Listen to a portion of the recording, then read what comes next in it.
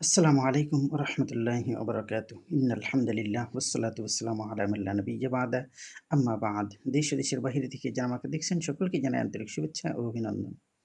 সম্মানিত দর্শক শ্রোতা, ৩ টা জিনিস মানুষকে ধ্বংস করে দেয়।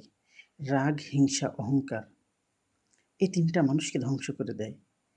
এজন্য অনেক সময় দেখা যায় আমরা পারিবারিকভাবে হোক বা বিভিন্ন সময় যখনই আমরা রেগে যাই, তখনই আমরা বসে পড়ব। যদি তারপরেও দেখা যায় একটু রাগ বেশি, সেক্ষেত্রে আমরা শুয়ে পড়ব। এক্ষেত্রে আমরা দেখব ইনশাআল্লাহ অনেক সময় আমাদের রাগটা নিয়ন্ত্রণে চলে আসবে। এজন্য যাদের রাগ বেশি আমরা এই কাজটি করতে পারি।